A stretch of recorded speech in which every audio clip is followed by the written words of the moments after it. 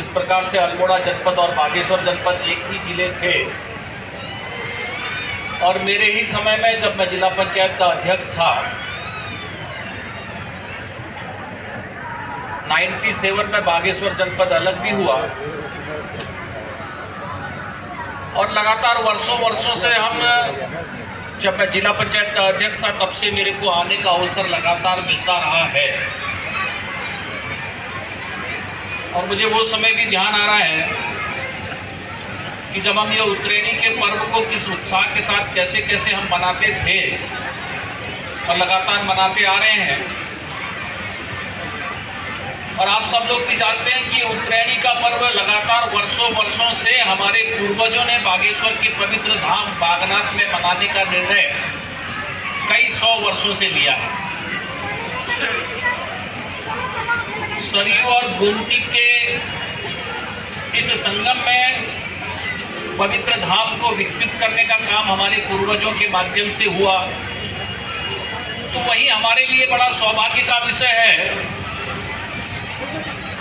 करीब 500-600 साल की लंबी लड़ाई के बाद प्रभु राम का जो मंदिर निर्माण हो रहा है और आने वाले 22 तारीख को भगवान विराजेंगे, तो उस अयोध्या के उस पवित्र स्थान में बहने वाली सरयू, जो कि हमारे सरमूल से निकलती है और भगवान श्री राम के चरणों को छूते हुए पूरे देश दुनिया के अंदर अलग अलग विभिन्न स्थानों में जाती है। हम लोग सौभाग्यवान हैं और सौभाग्यशाली भी हैं कि हमारे पास जहां बागनाथ जी का पवित्र धाम है, तो वहीं प्रभु राम के अयोध्या को छूने वाली नदी उसका उद्गम स्थान भी है। इस बार वहाँ अर्धकुंभ के लिए हमारे बलवंत सिंह भौरियाल जी ने, पूर्व मंत्री जी ने बहुत सारा प्रयास किया और एक अर्धकुंभ के रूप में वहाँ मेरे को भी जाने का अवसर मिला। तो ये अपने आप में हम सबके लिए बहुत ही अच्छा विषय है। जहाँ हम उत्तरायण को जा रहे हैं, हमारी पृथ्वी उत्तरायण दिशा की ओर जा रही है, इसलिए मकर संक्रांति में इस पावन पवित्र त्योहार को मनाने का भी निर्णय हम यहीं से लेते हैं। आपके ध्यान में होगा कि बद्रीधर पांडे जी के अभी परपोते बैठे हुए थे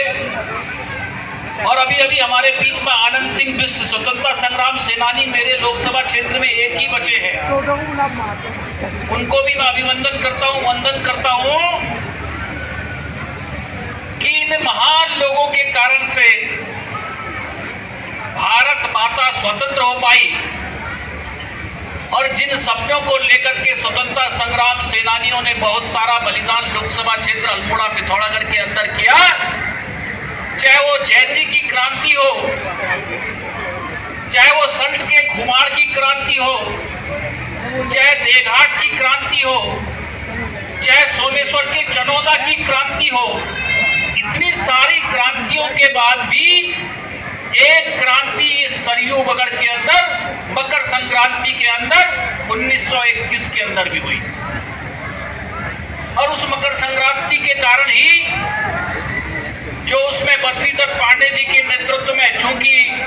1910 के अंदर इलाहाबाद हाई कोर्ट ने कुली बेगार प्रथा को गैर कानूनी करार दिया था, मगर उस समय के जो कमिश्नर थे डाइबिल, उन्होंने उसको आम जनता के बीच में नहीं पहुंचाया और कुली बेगार का आंदोलन, कुली बेगार का कार्यक्रम गांव-गांव में अंग्रेजों को उनके कपड़े ले जाना और उनको ले जाना, गांव-गांव तक ले जाना, बिना मेहनताना के ले जाना, ऐसा ये चलता रहा और बाद में अल्मोड़ा अखबार के माध्यम से इस कुली बेगार का एक बिगुल फूका और 1921 में सभी ग्राम प्रधानों ने, सरपंचों ने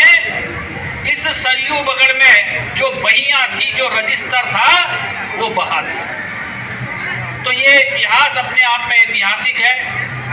मैं आप सबको बहुत बधाई देता हूं कि यहाँ जहाँ हमारे पूर्वजों ने आंदोलन किया और भारत माता स्वतंत्र हो पाई, और हम सौभाग्यवान हैं कि स्वतंत्रता संग्राम सेनानियों ने जिस भारत को सर्वोच्च स्थान पहुंचाने का काम करने का निर्णय लिया था, नरेंद्र भाई मोदी जी ने वो करके दिखा दिया। आज देश दुनिया के अंदर भारत का गौरव सर्वोच्च स्थान पर आते जा रहा है। हम नेतृत्व करने की क्षमता रखते हैं, G20 की बैठक करते हैं। अगर कहीं कहीं कोई बीमारी होती है तो पहला जैसे भारत नहीं है कि हाथ फैलाने की जरूरत है। इतने भयंकर कोरोना की महामारी में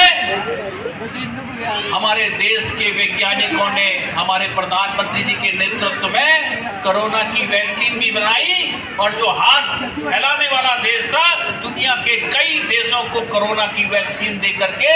जीवन देने का काम भी अगर किसी ने किया है तो हमारे भारत ने किया है। और इसलिए सभी स्वतंत्रता संग्राम सेनानियों ने जो सपना देखा था उस दिशा में हम जा रहे हैं। हम दुनिया की 5वीं अर्थव्यवस्था के रूप में विराजमान है, आने वाले समय में 3री अर्थव्यवस्था के रूप में जाने वाले हैं। आज के इस उत्तरायणी के पर्व पर मैं बधाई इसलिए देना चाहता हूँ, आपको स्मरण भी कराना चाहता हूँ कि अब उत्तरायणी का पर्व जिस उत्साह के साथ बागेश्वर मनाते हैं, उसके पीछे भारत माता की आज़ादी भी था। इसलिए उस आज़ादी के व्रत को पूरा करने में हम सब लोग कंधे से कंधा मिलाकर काम कर रहे हैं। आज के कार्यक्रम में हमारे बीच में हमारे कपकोट के विधायक आदरणीय सुरेश जी, हमारे बागेश्वर की विधायक आदरणीय पार्वती चंदन दास जी, हमारे बीच में जिला पंचायत के अध्यक्ष जी, हमारे बीच में हमारे जिलाध्यक्ष जी, हमारे दोनों ब्लॉक प्रमुख, हमारे इस नगर पालिका के निवर्तमान आदरणीय सुरेश खेतवाल जी अध्यक्ष जी, हमारे जिलाधिकारी जी, हमारी एसपी साहब, हमारे आयोजन करने वाले सभी जितने भी हमारे लोग लगे हैं, उन सभी का मैं अभिनंदन करता हूँ। यहाँ पर बैठे हुए सभी हमारे आदर्श पुरुष हमारे सामने बहुत सारे बैठे, उनको भी मैं नमन करता हूँ। और बद्रीनाथ पांडे जी के पौत्र कमलेश पांडे जी को भी मैं आमंत्रित करता हूँ।